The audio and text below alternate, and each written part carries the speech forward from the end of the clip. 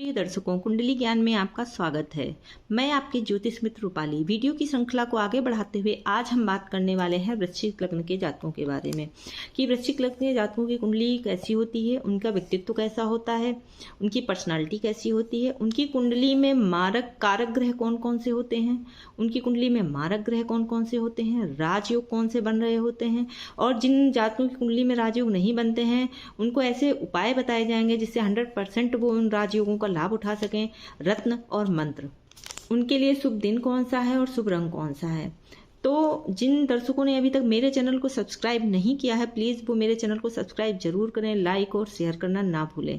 तो चलिए वीडियो की श्रृंखला को आगे बढ़ाते हुए आज हम बात करते हैं वृश्चिक लग्न की, जिसके फर्स्ट हाउस में प्रथम भाव में जिस कुंडली में 8 नंबर लिखा है वो वृश्चिक लग्न की कुंडली होती है। ऐसे जो जातक होते हैं वो बहुत गुस्से वाले स्वभाव के होते हैं क्योंकि इनका जो सिंबल होता है वो बिच्छू होता है। बिच्छू कभी भी उसको छेड़ो तो वो कभी डंक हमेशा मारता है, वो डंक मारना नहीं भूलता है। ऐसे ही जो वृश्चिक लग्न के जातक होते हैं वो उनके जो शत्रु होते हैं उनको कभी वो छोड़ते नहीं हैं और हमेशा जब तक वो बदला नहीं ले लेते हैं उनसे तब तक वो भूलते नहीं हैं। वो चीज़ उनके दिमाग में हमेशा वो चीज़ चलती रहती है और वो बदला लेकर ही मानते हैं। वृश्चिक लग्न वाले जातकों की खासियत होती है। ऐसे लोगों के जीवन में उतार चढ़ाव जरूर आता है, कुछ ना कुछ बाधाएं जरूर आती रहती हैं और ऐसे जातक बहुत एनर्जेटिक होते हैं क्योंकि 8 नंबर जो वृश्चिक राशि यहाँ पे बन रही है इसका स्वामी ग्रह मंगल होता है और मंगल जो है खुद एक ऊर्जा ग्रह, एनर्जेटिक ग्रह है और तो ये ऊर्जावान होते हैं, बहुत ही एनर्जेटिक होते हैं और लग्न वाले जातकों की अपेक्षा इन जातकों के अंदर ऊर्जा बहुत देखी गई है, बहुत ज़्यादा एनर्जी देखी गई है।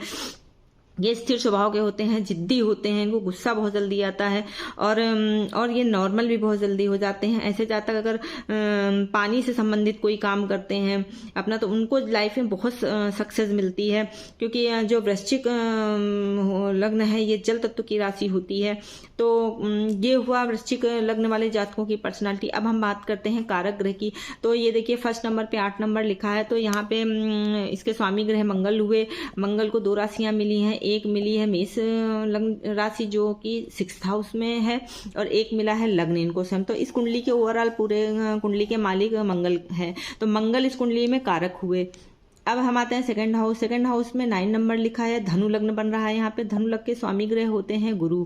गुरु को भी 2 राशियां मिली हैं, एक इनको धन भाव मिला है सेकंड हाउस, एक इनको 5th हाउस मिला है ज्ञान बुद्धि और संतान का, जिसमें 12 हाउस यानी कि मीन राशि बन रही है। ये दोनों राशियां मिली हैं गुरु को। गुरु मंगल के प्रबल मित्र होते हैं तो इस कुंडली में गुरु भी कारक हुए। अब हम आते हैं थर्ड हाउस में। थर्ड हाउस पराक्रम का होता है, छोटे भाई बहनों का होता है। ये 10th नंबर यानी कि यहाँ पे बन रही है मकर राशि।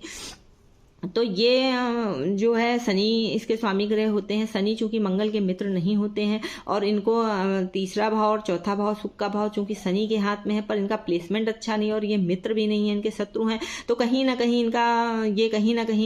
जो है यहाँ पे बैठकर कुछ ना कुछ खराब रिजल्ट दिलाएंगे, कहीं ना कहीं चीज़ों में डिले करवाएंगे हर चीज़ में। तो यहाँ पे शनि को हम मारक में रखेंगे।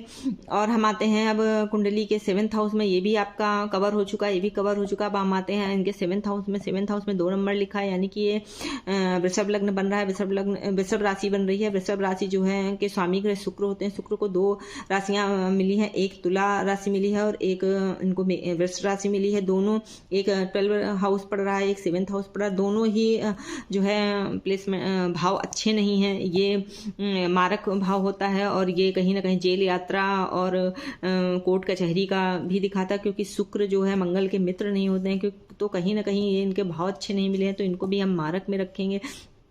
अब हम आते हैं अपने 8th हाउस में। 8th हाउस में बुध की राशि पड़ी हुई है। यहाँ पे ये मिथुन राशि है, इसको ये बुध इसके स्वामी ग्रह होते हैं और इनको एक घर मिला है लाभ भाव इच्छा का, बड़े भाई बहन का। यहाँ पे 6 नंबर लिखा है, ये होता है कन्या राशि। इन दोनों के स्वामी ग्रह हुए बुध। बुध चूंकि मंगल के शत्रु भी नहीं होते हैं और मित्र भी नहीं होते हैं तो ये चूंकि इनको प्लेसमेंट अच्छा नहीं मिला है तो यहाँ पे इनको हम मारक में रखेंगे। ये आते हैं हम इनके अपने इस कुंडली के 9th हाउस में 4 नंबर लिखा है।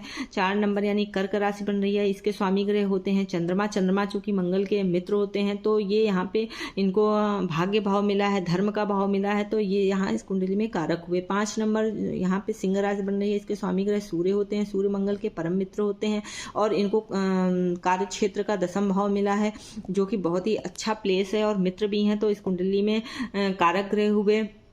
तो ओवरऑल सारे घर इसमें कवर हो गए हैं। तो इस कुंडली में कारक ग्रह हुए आपके मंगल और गुरु और चंद्रमा और सूर्य, और मारक ग्रहों में आते हैं शनि और शुक्र।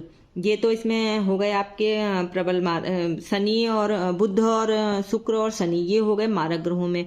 अब हम आते हैं राजयोग की बात करते हैं। अगर 8 नंबर में प्रथम भाव में 8 नंबर लिखा है, ये मंगल की राशि है, अगर यहाँ पे मंगल खुद बैठ जाता है, स्वयं बैठ जाता है, तो यहाँ पे रुचक पंच महापुरुष योग बनाता है, और जिससे जातक जो है हर वो काम एनर्जी से भर के करेगा, और वो हर काम जिसको शुरू करेगा उसका शुरुआत करके वो उसको खत्म भी करेगा, और अपने लक्ष्य तक पहुंचेगा, अपने टारगेट तक पहुंचेगा। तो उसको और जातक को हर सुख सुविधाएं मिलेंगी। अपने खुद के कार्य क्षेत्र में, खुद के काम पे, खुद पे वो अपना इतना कॉन्फिडेंस वाला इंसान होता है ऐसा, तो वो हर कार्य क्षेत्र में अपने आप को निकाल ले जाता है।